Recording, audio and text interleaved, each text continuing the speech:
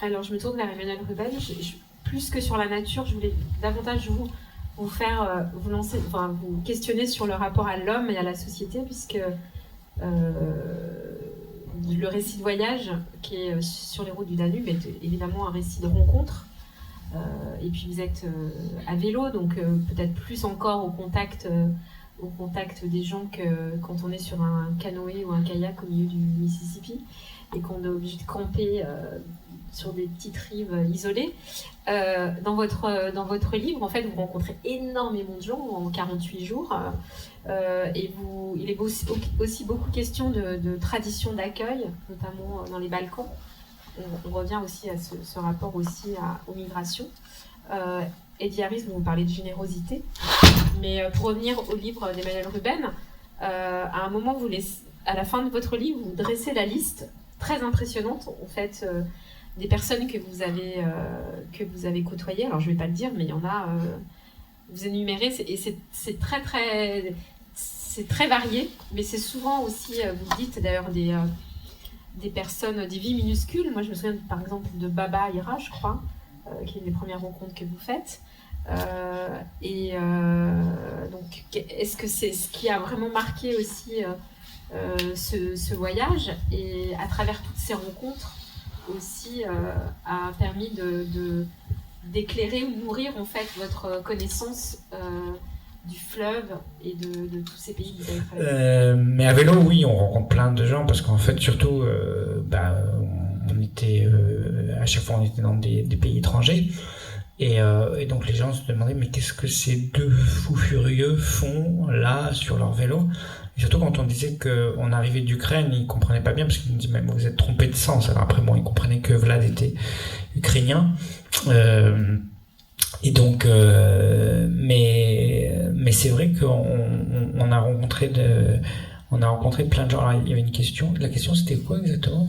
Parce que... Non, mais après, quand on parle de récit de voyage, c'est vrai que les rencontres font totalement partie du voyage et aident sans doute, évidemment, à comprendre non seulement le fleuve, mais l'histoire aussi de ces territoires, de ces pays, à décrypter aussi la géopolitique ou la géopolitique de ce pays. C'était surtout que nous, à chaque fois que, en fait, comme j'ai jamais écrit, je n'écrivais jamais pendant le voyage parce que j'avais toujours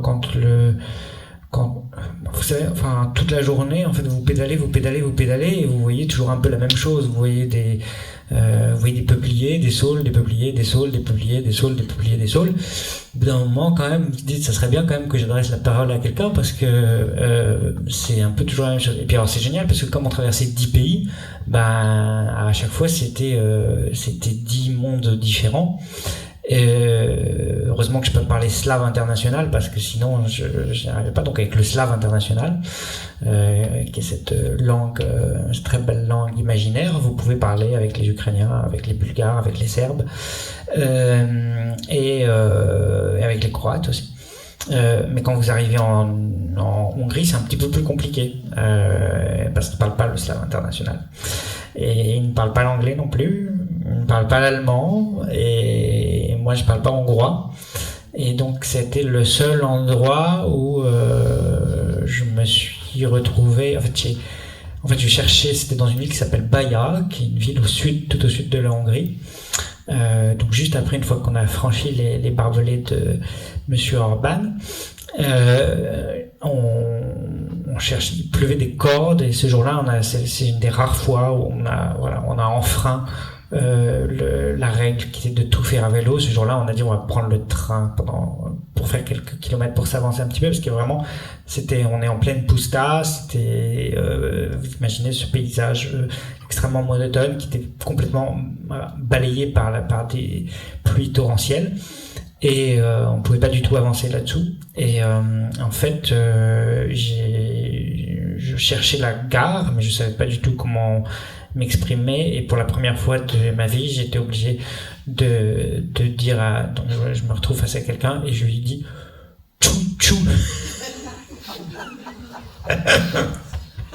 Et là, Il m'a regardé comme ça, et là j'ai compris que c'était pas la bonne onomatopée. Je pense qu'en en hongrois, et ça pour eux c'est pas tchou-tchou, vous savez, les onomatopées sont différentes selon les pays.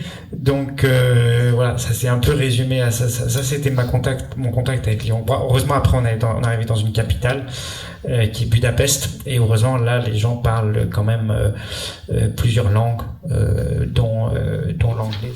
Cette façon d'entrer et de sortir de la vie des gens est pénible et dangereuse, mais elle est nécessaire, sinon on reste le même.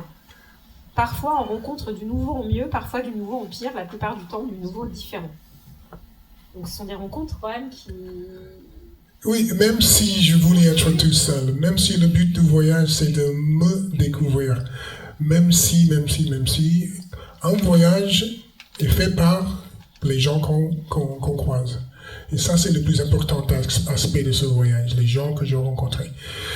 Mais pour parler de Billy ou de Keokuk ou autre chose, il faut aussi lire le deuxième livre, parce que Mississippi Solo c'est une chose, mais le deuxième tome est beaucoup plus les rencontres.